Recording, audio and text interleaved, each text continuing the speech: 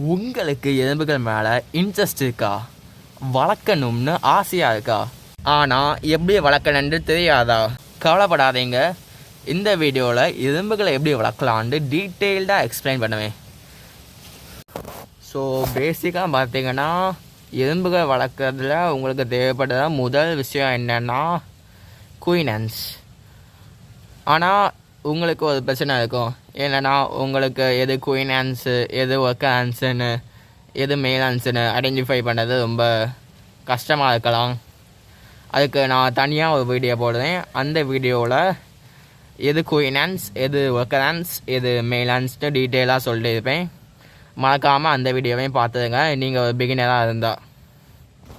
சரி, இப்போது நம்ம வீடியோக்குள்ளே வருவோம். ஸோ ராணி எலும்பை எப்படி கண்டுபிடிக்கலாம்? இதுதான் உங்கள் மனசில் ஓடிட்டு இருக்கும்.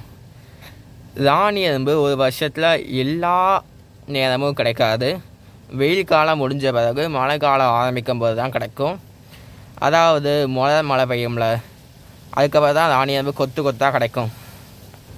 ஸோ பேசிக்காக சொல்லணும்னா இந்த மழை பெஞ்சோன்னா உங்கள் வீட்டுக்கெல்லாம் ஈசல் நிறைய வரும்ல, அந்த ஈசலில் தான் ராணி எலும்புகள் இருக்குது. அதே நேரத்தில் அந்த ஈசலில் ஆண் எறும்பு இருக்குது, கரையானோட ராணி எறும்பு உண்டு. ஸோ மறந்து போய் கரையானோட ராணி எறும்பு பிடிச்சாதீங்க. உங்களுக்கு கரையான் ராணி எது, எறும்பு ராணி எதுன்னு சொல்ல தெரியலனா அதுக்கு கமெண்டில் போடுங்க. நான் அதுக்கும் தனியாக ஒரு வீடியோ க்ரியேட் பண்ணேன். அதே நேரத்தில் உங்களால் எறும்புகளை கண்டுபிடிக்க முடியலன்னா உங்களுக்கு ஒரு சொல்யூஷன் இருக்குது. நான் எறும்புகளை இப்போது சேல்ஸ் பண்ணுறேன், வேணும்னா வாங்கிக்கலாம். ஸோ இப்போ நீங்கள் ஒரு ராணி எறும்பை பிடிச்சாச்சு. அடுத்து என்ன செய்யணும்னு தெரியலையா? கவனமாக கேட்டுக்கோங்க. இதுதான் எறும்புகளை வளர்க்குறதுலே செய்ய வேண்டிய ரொம்ப முக்கியமான விஷயம். பார்த்துக்கோங்க. ஒரு ராணி எறும்பை வளர்க்க தேவையான விஷயங்கள் என்னென்னா, ஒரு டெஸ்ட் டியூப் தேவைப்படும். அந்த அவங்கக்கிட்ட டெஸ்ட் டியூப் இல்லைன்னா ஒரு சின்ன டப்பா யூஸ் பண்ணலாம். ரெண்டாவது பஞ்சு தேவைப்படும். பஞ்சு தான் இருக்கிறதுலே ரொம்ப முக்கியமான விஷயம். அதை மட்டும் கண்டிப்பாக வாங்கிடுங்க. உங்கள்கிட்ட ஒரு டெஸ்ட் டியூப் இருந்தால் முதல்ல அந்த டெஸ்ட் டியூப்பில் கொஞ்சம் பாதி அளவுக்கு தண்ணி ஊற்றுங்க. அதுக்கப்புறம் அந்த தண்ணியை ஒரு பஞ்சு வச்சு அடைங்க. அடுத்து உங்கள் ராணி எறும்பை அந்த டெஸ்ட் டியூப்குள்ளே விடுங்க.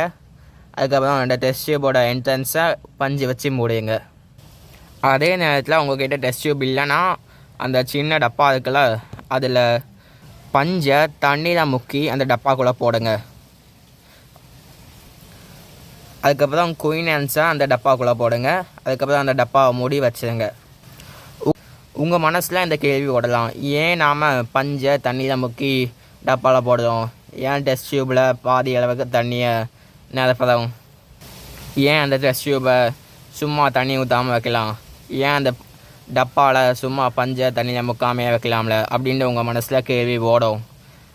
அதுக்கு ஆன்சர் என்னென்னா, எறும்புகளுக்கு தண்ணி ரொம்ப தேவைப்படும். அந்த தண்ணி இல்லைன்னா எறும்புகளால் வாழ முடியாது. எறும்புகளுக்கு எப்போவுமே ஒரு க்ளீனான ஃப்ரெஷ் வாட்டர் தேவை. நாம் இப்படி பண்ணுறதுனால எறும்புகளுக்கு க்ளீனான வாட்டர் கிடைக்கும். அதுவே அந்த ராணி எறும்புகளுக்கு போடும். உங்களால் எறும்புகளை உங்கள் இடத்துல கண்டுபிடிக்க முடியலன்னா அதுக்கு உங்களுக்கு ஒரு சொல்யூஷன் இருக்குது.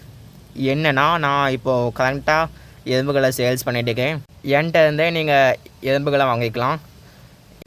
என்னோடய இன்ஸ்டாகிராமில் காண்டாக்ட் இன்ஃபோ இருக்கும், அதை பார்த்து நீங்கள் என் வாட்ஸ்அப்பில் டிஎம் பண்ணலாம், அப்படி வாங்கிக்கலாம் எறும்பை நீங்கள். சரி, எறும்புகளை நீங்கள் இப்போது டெஸ்ட் டியூப்லேயும் அந்த டப்பாவையும் போட்டாச்சு. அடுத்து என்னென்னா, அந்த டெஸ்ட் டியூபு இல்லைன்னா அந்த டப்பாவை ஒரு இருட்டான இடத்துல வைக்கணும். ரொம்ப இருட்டான இடத்துல வைக்கணும் பார்த்துக்கோங்க. எக்ஸாம்பிளுக்கு உங்கள் கபோர்ட்லேயோ உங்கள் ட்ராயர்லேயோ இல்லை உங்கள் செல்ஃப்லேயோ அந்த மாதிரி இடத்துல வைக்கலாம். ஏன்னா எறும்புகள் இயற்கையாகவே மண்ணை தோண்டி தான் கூடு கட்டும். மண்ணுக்கடியில் இயற்கையாக இருட்டாக தான் இருக்கும். நாம் அதே மாதிரி கண்டிஷன்ஸ் தான் அந்த எறும்புக்கு ப்ரொவைட் பண்ண போகிறோம். ஸோ அதனால தான் நாம் ஒரு எறும்பை இருட்டான இடத்துல வைக்கணும். சரி, இப்போ ராணி எறும்பு பிடிச்சாச்சு, டெஸ்ட் டியூப்லேயும் போட்டாச்சு, ஒரு இருட்டான இடத்துலையும் வச்சாச்சு. அடுத்து என்னென்னா, இந்த ராணி எறும்பை பிடிச்ச வாரம் தான் இருக்கிறதுலே ரொம்ப முக்கியமான வாரம். இந்த வாரத்தில் 3 நாளுக்கு ஒரு வாட்டி உங்கள் ராணி எறும்பை செக் பண்ணுங்கள். இந்த வாரத்தில் தானிய எறும்பு முட்டை போட்டு இருந்துச்சுன்னா உங்கள் தானிய எறும்பு 90% ஃபர்டைல். அதே நேரத்தில் உங்கள் தானிய எறும்பு முட்டை போடலையோ இல்லை செத்து போயிட்டுன்னா மன்னிச்சிடுங்க, உங்கள் தானிய எறும்பு இன்ஃபர்டைல். அப்படின்னா உங்கள் தானிய எறும்பால் ஒரு எறும்பு கூட உருவாக்க முடியாது. ஸோ அந்த தானிய எறும்பு வேஸ்ட் தான், அதை வெளியே விட்டுறதே நல்லது. சரி, இப்போ உங்கள் தானிய எறும்பு முட்டை போட்டாச்சு. அடுத்து ஒரு வாரம் வெயிட் பண்ணுங்கள். ஒரு வாரம் கழித்து உங்கள் முட்டை லார்வாவாக ஆகலைன்னா மன்னிச்சிடுங்க, உங்கள் தானிய எறும்பு திரும்பவும் இன்ஃபர்டைல். அதே இது லார்வாவாக ஆயிட்டுன்னா உங்களுக்கு 95% சான்ஸ் இருக்குது உங்கள் தானிய எறும்பு ஃபர்டைல்னு.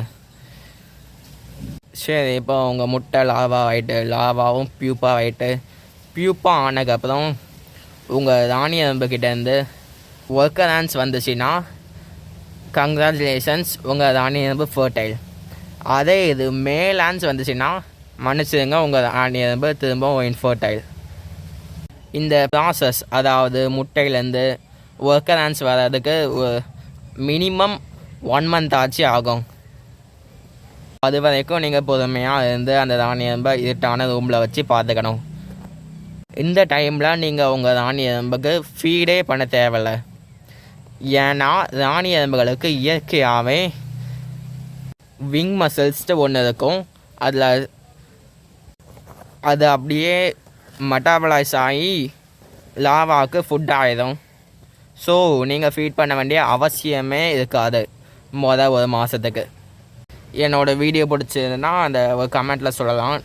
இனி மாதிரி நிறைய வீடியோ பார்க்கலன்னா சப்ஸ்கிரைப் பண்ணிடுங்க. அது மட்டும் இல்லாமல் கமெண்ட்டில் போடுங்க, அது என்னை மோட்டிவேட் பண்ணுறது மாதிரி இருக்கும். ஸோ மறக்காமல் சப்ஸ்கிரைப் பண்ணிடுங்க.